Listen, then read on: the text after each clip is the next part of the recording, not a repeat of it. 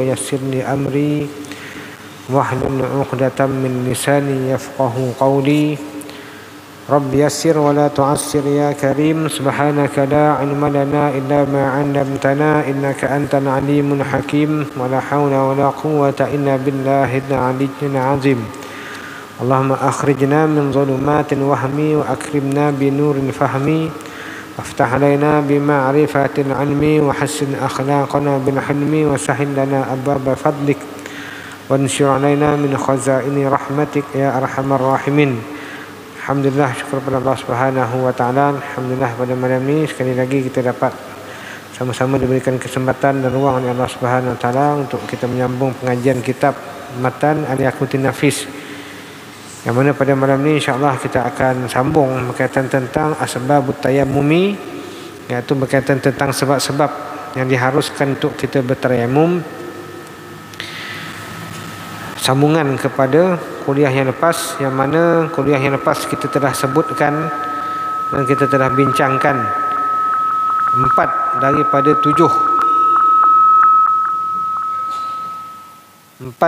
7 sebab-sebab yang diharuskan untuk seseorang itu bertayamum.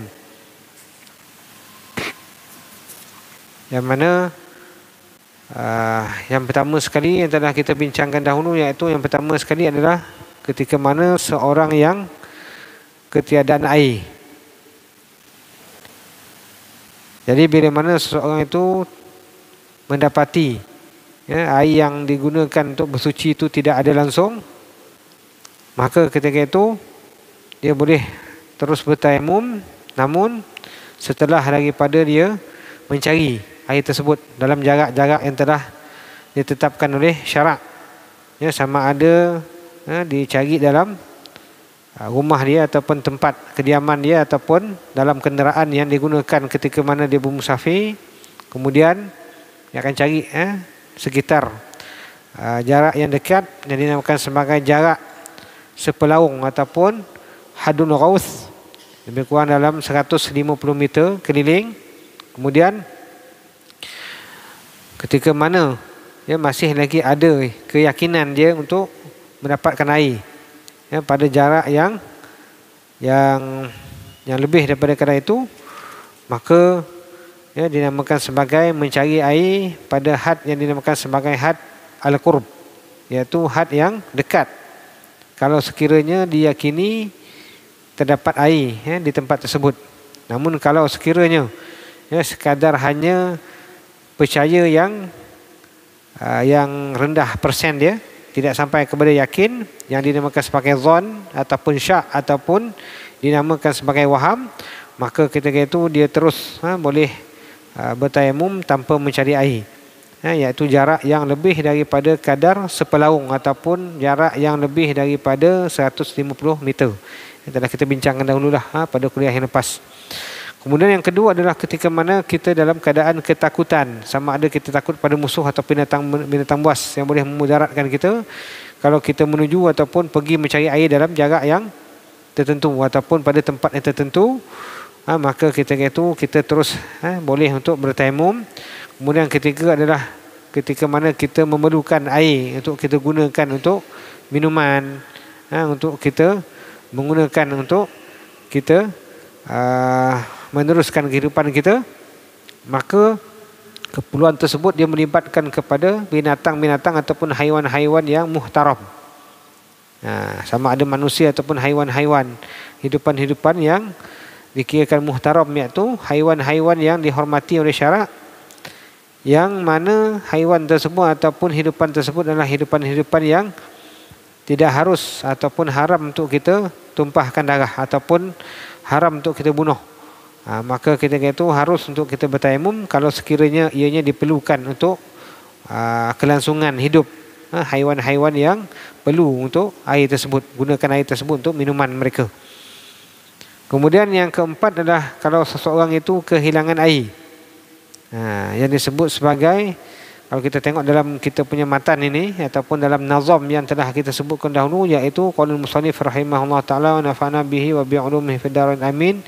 Asbabut tayammumi sab'atun. Sebab-sebab tayamum itu ada 7.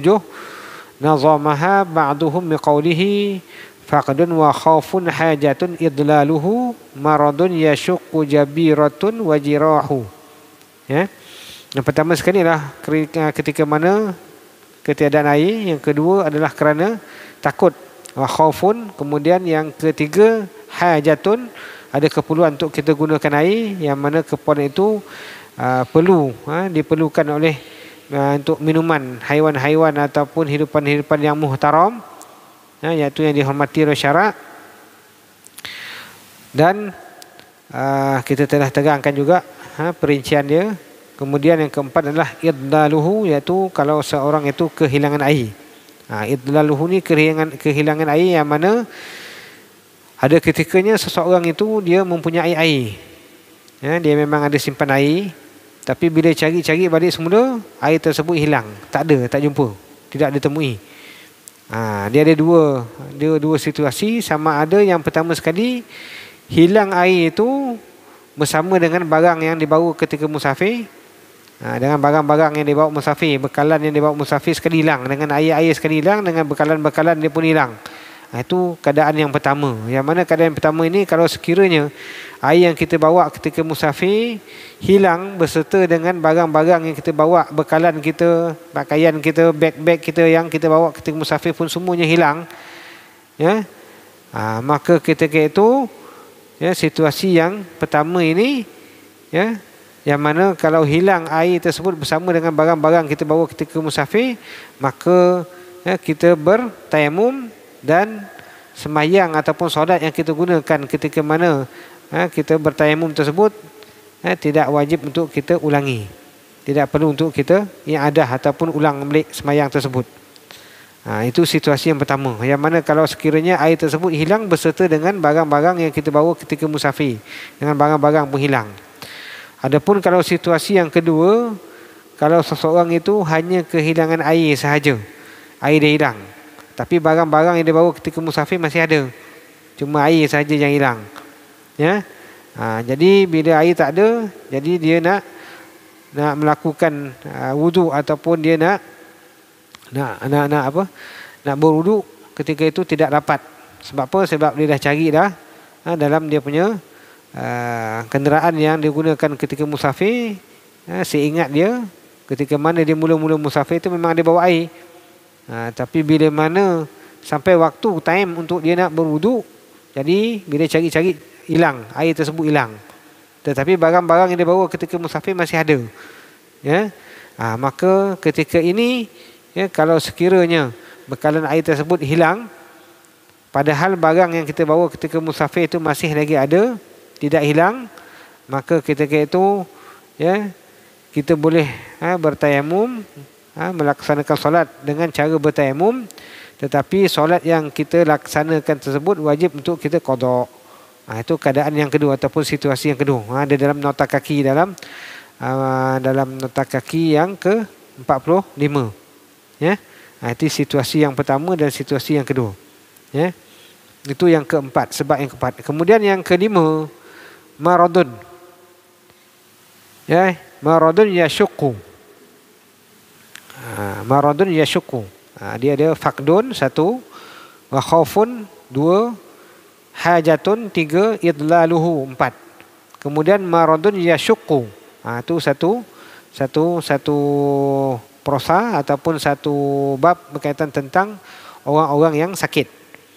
Jadi sakit yang macam mana yang diharuskan untuk kita bertayamum ini, maka diterangkan oleh ulama bahawa kalau sekiranya seseorang yang mengalami satu kesakitan, satu penyakit yang melibatkan bahawa kalau sekiranya dia menggunakan air akan menyebabkan kemudaratan bagi diri dia, akan menyebabkan berlakunya kerosakan pada tubuh badannya, ataupun akan berlaku kemudaratan pada tubuh badan dia, mudarat kepada diri dia ataupun anggota tubuhnya kalau dia menggunakan air. Sama ada bila mana dia menggunakan air itu akan menyebabkan nanti dia akan mati, ataupun akan melakukan kemudaratan yang lebih besar, ataupun mungkin juga bila mana dia sakit dan dinasihatkan oleh pakar, oleh doktor yang dipercayai, yang Islam, yang Muslim, mengesahkan bahawa kalau dia menggunakan air ketika mana dia sakit itu akan menyebabkan nanti penyakitnya akan bertambah teruk. Yang pertama tadi akan menyebabkan kemudaratan. Ya, akan menyebabkan mungkin dia akan mati ataupun mungkin akan menyebabkan teruk. Dan yang kedua, kalau sekiranya dia menggunakan air akan menyebabkan penyakitnya akan bertambah lagi, tambah teruk. Memang penyakit itu menyebabkan sesuatu yang perlu dijaga supaya tidak menggunakan air tersebut. Ya. Kemudian yang ketiga, penyakit-penyakit yang mana kalau dia menggunakan air akan menyebabkan penyakit tersebut akan lambat sembuh. Lambat sembuh. Yang tadi akan bertambah teruk ataupun akan menyebabkan kemudaratan, kemusnahan pada diri dia. Yang kedua tadi kalau menyebabkan akan bertambah, penyakitnya akan bertambah sakit. Ya. Ataupun yang ketiga ni kalau penyakitnya akan lambat sembuh. Dinasihatkan supaya jangan menggunakan air pada anggota yang sakit tersebut supaya nanti cepat sembuh. Itu merupakan panduan daripada ahlul hibrah yang dinamakan sebagai tabib dalam bidang perubatan. Ya, dia guna pakai dalam bab berkaitan tentang kita merujuk tentang perkara-perkara yang melibatkan tentang kesihatan, maka kita akan rujuk kepada ahlul hibrah dia ataupun orang-orang yang pakar ataupun yang berautoriti berkaitan tentang perkara tersebut. Ya. Kalau sekiranya kita menggunakan air akan menyebabkan penyakit itu akan lambat sembuh.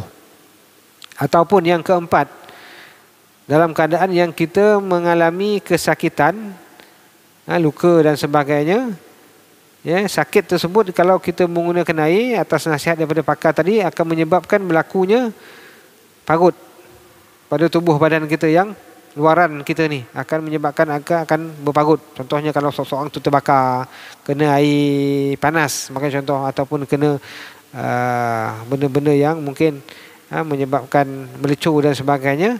Jadi dinasihatkan oleh doktor bahawa kalau dia menggunakan air akan menyebabkan nanti timbulnya parut, akan menimbulkan parut pada anggota zahir dia. Ya. Maka ketika itu kalau berlaku salah satu daripada sebab-sebab penyakit yang sebab-sebab tersebut, sama ada akan menyebabkan kematian ataupun kemudaratan, akan menyebabkan bertambah teruk, ataupun akan menyebabkan lambat sembuh, ataupun akan menyebabkan akan berlaku parut kepada dia punya penyakit, kepada tubuh badan dia, maka ketika itu boleh dia menggunakan tayamum. Dia menggunakan debu tanah untuk bertayamum tanpa menggunakan air untuk berwuduk, sebagai gantilah kepada wuduk yang asalnya dituntut tetapi disebabkan oleh kerana ada halangan, kerana sakit tersebut khawatir akan berlaku kemudaratan pada diri dia dan anggota tubuh badannya akibat menggunakan air, sama ada dengan lambat sembuh, penyakit bertambah teruk ataupun seumpamanya, maka ketika itu dia harus untuk melakukan tayamum. Dan ketika itu sembahyang yang dilakukan ataupun yang dilaksanakan ketika mana dia menggunakan tayamum dengan sebab khawatir menggunakan air tersebut, maka sembahyang tersebut tidak perlu diqada ataupun tidak perlu diulangi. Itu yang kelima. Yang kelima penyakit yang sukar, maradun yasyuku. Adapun kalau sekiranya penyakit yang dialami oleh seseorang itu dia tidak melibatkan dengan penggunaan air, penyakit yang ringan, contohnya macam demam, ataupun mungkin sesama, memang tidak ada apa-apa kepengasahan ataupun tidak ada apa-apa nasihat daripada doktor yang mengatakan bahawa kita tidak boleh menggunakan air, tidak ada langsung. Dan penyakit-penyakit tersebut dia memang tidak ada kaitan dengan air pun. Kalau kita gunakan air pun memang penyakit itu tidak ada efek apa-apa pun, tidak terjejaskan, tidak menjejaskan penyakit ataupun tubuh badan kita. Maka ketika itu haram dan juga tidak sah kita bertayamum bagi menggantikan wuduk. Sebab apa? Sebab ketika itu tidak ada keperluan untuk kita bertayamum. Padahal ketika itu memang kita seharusnya sepatutnya kita menggunakan air untuk kita berwuduk. Tidak perlu ataupun tidak ada keperluan, tidak ada sebab-sebab yang diharuskan untuk kita bertayamum ketika itu. Maka kalau kita tayamum juga pada ketika itu, maka akan menyebabkan tayamum tersebut tidak sah. Justru semayang yang kita lakukan juga tidak sah, yang perlu diulangi dengan menggunakan air untuk kita berwuduk. Itu yang ke-5. Kemudian yang ke-6, berkaitan tentang yang ke-6 ini adalah jabiratun. Jabiratun ini adalah kalau seseorang itu dia menggunakan belat ataupun pembalut ataupun bandage ataupun mungkin digunakan pembalut lah, kita pembalut luka ataupun pembalut kalau seseorang itu patah, perlu diandal dengan kayu ataupun mungkin sesuatu papan dan sebagainya, maka itu dinamakan sebagai belat. Dia perlu kepada balutan, bandage, simin ke. Jadi itu termasuk dalam kategori yang ke-6. Berbeza dengan yang ke-5 tadi. Yang ke-5 ni dia penyakit, apa-apa penyakit pun, sama ada luka ke, melecur, yang memang tidak perlu untuk dibalut, tapi tak boleh nak kena air. Atas nasihat doktor ataupun pakar, maka dia tidak boleh nak terkena air, kerana akan memudaratkan, akan menyebabkan nanti lambat sembuh dan sebagainya. Maka itu yang ke-5, sebab yang ke-5. Adapun kalau sekiranya yang melibatkan tentang balutan ataupun belat, ini bahasa standard lah, belat. Tapi cuma orang kita ni jarang guna perkataan belat ni, belat. Jadi kalau ikutkan di sini, belat ini kita boleh masukkan dengan pembalut ataupun mungkin juga kita namakan sebagai simin, ataupun balutan yang digunakan ketika mana seseorang itu mungkin dia patah, ataupun mungkin juga ketika mana dia ni berlaku luka-luka yang perlu dibalut, maka itu dinamakan sebagai belat ataupun pembalut, bandage. Maka kalau sekiranya seseorang itu dia tidak dapat nak membuka balutan ataupun belat ataupun bandage tersebut ketika mana mengalami kesakitan, seperti seorang yang khawatir berlaku mudarat apabila ia menanggalkan belat tersebut, jadi ketika itu dia boleh bertayamum. Jadi bertayamum ini ketika mana sebab yang ke-5 dan ke-6 ini, yang pertama tadi sebab sakit, dan yang ke-6 ni kerana adanya bandage ataupun pembalut ataupun mungkin simin pada anggota-anggota yang sakit, maka ianya adalah sebagai satu gantian kepada anggota yang tidak boleh kita nak lalukan air ketika mana kita berwuduk dan juga ketika mana kita mandi wajib. Adapun kalau sekiranya sebab tak ada air, memang keseluruhan wuduk itu digantikan dengan tayamum. Begitu juga kalau sebab yang kedua tadi, sebab kerana kita takut ataupun dengan sebab ada keperluan untuk kita menggunakan air untuk haiwan-haiwan ataupun hidupan-hidupan yang dihormati oleh syarak, ataupun memang yang keempat itu seseorang yang kehilangan air, tak ada air, hilang air ada tapi ketika mana dia mencari nak gunakan air hilang. Jadi yang sebab yang pertama, kedua, ketiga dan keempat itu melibatkan gantian tayamum tersebut sebagai menggantikan wuduk secara keseluruhan.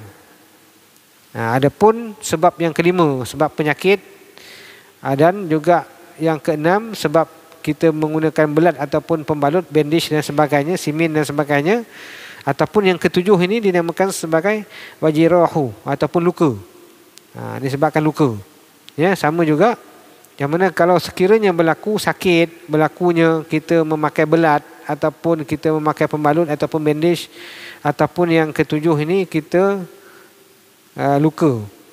Luka, ada luka yang berlaku, ataupun ada kecederaan, yang mana kecederaan tersebut dinasihatkan oleh doktor yang pakar, yang berautoriti, yang mana dia ni adalah orang yang Muslim, yang dinamakan sebagai doktor yang sikoh, mengesahkan bahawa ketika itu kita tidak dapat ataupun tidak boleh menggunakan air kerana dikhawatiri akan menyebabkan nanti kemudaratan yang lebih besar.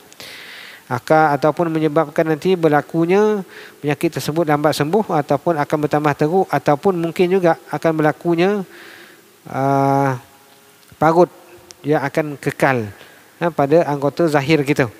Ya, maka ketika itu dia adalah sebagai pengganti kepada anggota yang tidak boleh nak dilalukan air. Contohnya macam tangan kita memakai belat ataupun memakai bandage ataupun memakai simen kerana seliuh patah dan sebagainya, maka anggota mana yang boleh kita basuh macam biasa, contohnya macam muka yang tidak berbalut, maka muka itu perlu kita alirkan air macam biasa, basuh macam biasa waktu kita berwuduk. Begitu juga ketika mana kita mandi wajib, perlu kita alirkan air pada anggota yang lain yang sihat. Bila mana kita sampai kepada anggota wuduk yang pertama, basuh muka, muka tak berbalut, maka muka itu perlu dilalukan air macam biasa. Kemudian sampai kepada rukun yang seterusnya, iaitu tangan. Kalau tangan kanan kita ni sihat, tak ada apa-apa balutan, maka perlu dilalukan air macam biasa. Tapi bila sampai kepada turn, kalau kita gambarkan ataupun kita bagi contoh bahawa tangan kiri ini yang berbalut, yang memakai belat ataupun memakai bandage ataupun memakai simen, contoh kan, mungkin keseluruhan anggota wuduk ini dibalut ataupun mungkin sebahagian sahaja. Maka kalau sekiranya keseluruhan anggota yang wajib untuk kita lalukan air, anggota wuduk ni, iaitu daripada ujung sampailah ke siku, dibalut, maka ketika itu kita kena gantikan dengan tayamum satu. Yang kedua, setakat mana yang kita boleh, kita akan sapu dengan air pada luaran dia. Kalau misal kata memang tidak ada langsung yang terbuka, kemudian nanti kita akan ketika mana kita berwuduk, basuh muka, kemudian tangan kanan yang sihat kita buat, kita basuh macam biasa sampai kepada turn ataupun turutan untuk kita basuh tangan kiri. Maka ketika itu kalau sekiranya tangan kiri kita ini keseluruhannya berbalut daripada hujung jari sampailah ke siku ataupun atas lagi, maka ketika itu kita akan sampai kepada turn untuk membasuh tangan kiri, kita akan gantikan dengan tayamum. Kemudian bila kita dah gantikan dengan tayamum, maka bahagian luaran ini kita sapukan dengan air ataupun mana dahulu, mana kemudian, tidak ada masalah. Yang penting prosedur tersebut kita lakukan. Sama ada kita nak sapu dulu dengan air baru kita bertayamum, ataupun kita tayamum dulu sebagai ganti. Tayamum tersebut adalah niat kita sebagai fungsi dia adalah untuk mengharuskan fardu solat biasa, sama juga, tapi dia adalah berfungsi untuk menggantikan anggota wuduk yang tidak boleh nak diwudukkan dengan cara sempurna. Kemudian bila dah selesai tadi, kita dah tayamumkan, ganti sebagai ganti anggota yang tidak boleh nak kena air, ketika mana kita berwuduk sampai kepada turn anggota tersebut, kemudian kita sapu pada luarannya, kemudian kita akan teruskan dengan rukun wuduk yang seterusnya, iaitu kepala, basuh kaki macam biasa dan sebagainya, terus habis. Itu cara kalau misalnya kata tangan kita itu berbalut keseluruhan anggota wuduk. Namun kalau sekiranya tangan tersebut ada sebahagian dia yang berbalut dan sebahagian lagi anggota yang wajib kita lalukan air ketika kita berwuduk tu masih lagi ada yang terbuka. Contohnya lah, kalau seseorang tu dia terluka ataupun mungkin juga dia ni terseliuh patah dan sebagainya. Jadi yang berbalut tu adalah di antara dia punya pergelangan tangan sampai ke siku. Jadi masih lagi ada anggota yang tidak dibalut. Padahal anggota tersebut adalah termasuk dalam anggota yang wajib untuk kita basuh ketika mana kita berwuduk dan boleh kita basuh. Jadi kita akan tambah lagi satu prosedur, iaitu selain daripada kita menggantikan anggota yang tidak boleh dilalukan air tadi, yang berbalut tadi, dengan tayamum, kita gantikan dengan tayamum.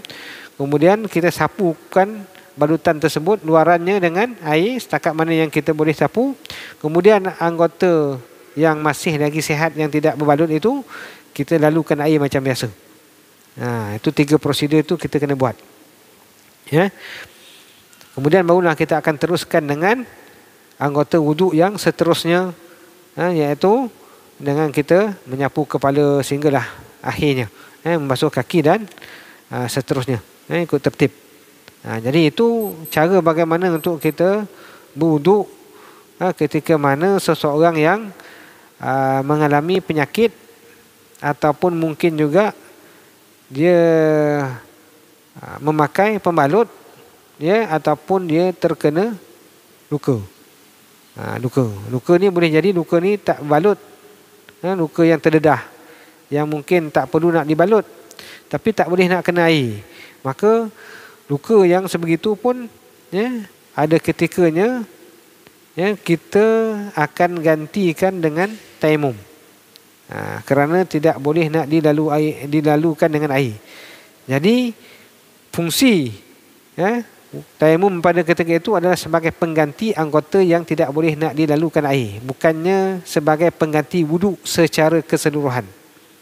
Sama seperti mana kes ataupun situasi kalau sekiranya berlaku kematian, yang mana kematian tersebut adalah melibatkan seseorang, sama ada bayi ataupun dewasa, yang mana ketika mana kita nak memandikan jenazah tersebut, mayat jenazah tersebut, yang mana ketika itu dia adalah jantina, dia adalah lelaki, dan ketika mana hendak dimandikan, dia punya hasyafah dia ataupun kulfah dia, hasyafah ni adalah kepala zakar dia tu, masih lagi tidak dapat tak boleh nak dibuka, tertutup, terkatup, tak boleh kita nak buka, ataupun dinamakan orang itu masih lagi kulub, sedangkan dia masih lagi belum berkhitan, sama ada dia mungkin mu'alaf sebagai contoh kan, ataupun mungkin juga baby-baby yang keguguran, dah lahir elok, hidup kemudian meninggal dunia,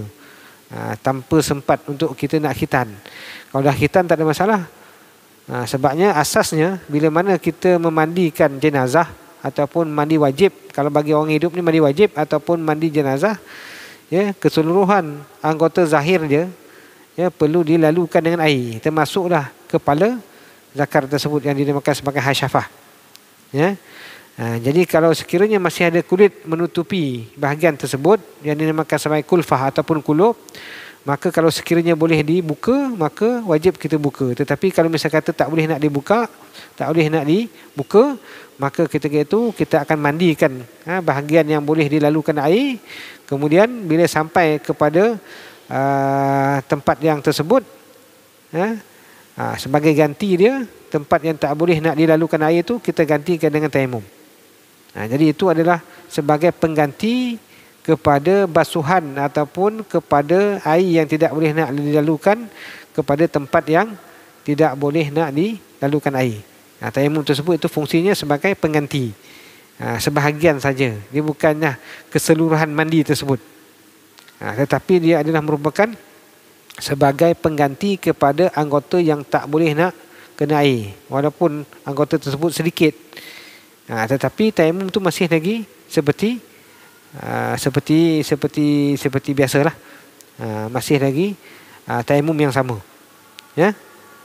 jadi itu berkaitan tentang tayamum yang dilakukan kalau kerana berlakunya penyakit, ataupun menggunakan belat ataupun pembalut ataupun bandage ataupun simen, ataupun kerana luka.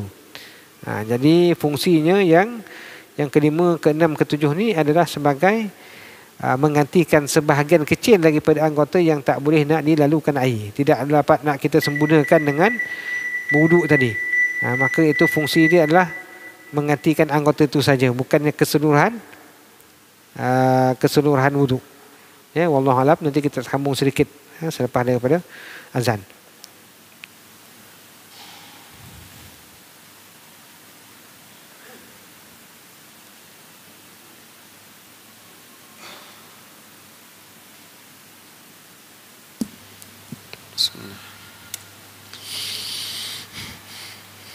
Allahu Akbar, Allahu Akbar, Allahu Akbar, Allah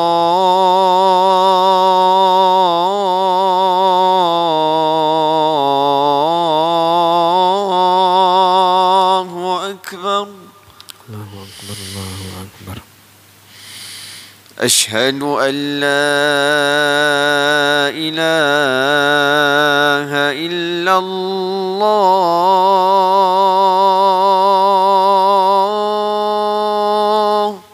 أشهد أن لا إله إلا الله أشهد أن لا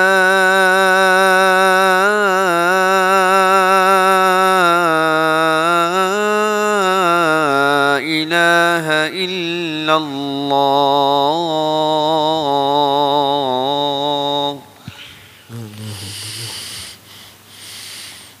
أشهد أن محمدا رسول الله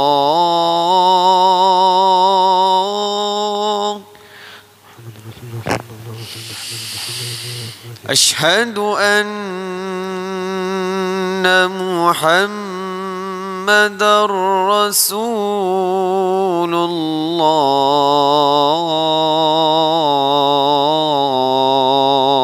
الله حي على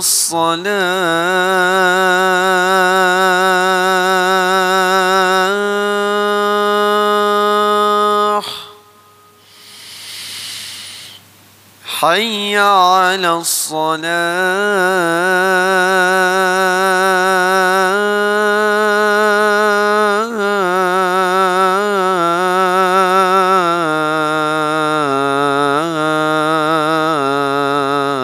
الصلاة حي على الفلاح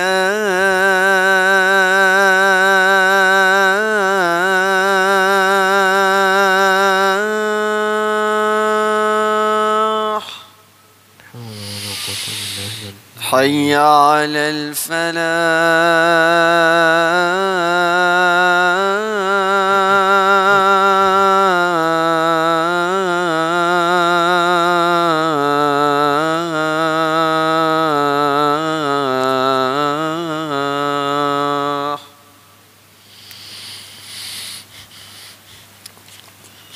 الله أكبر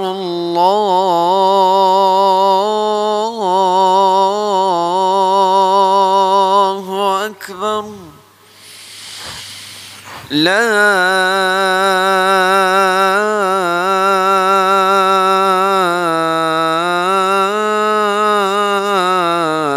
إله إلا الله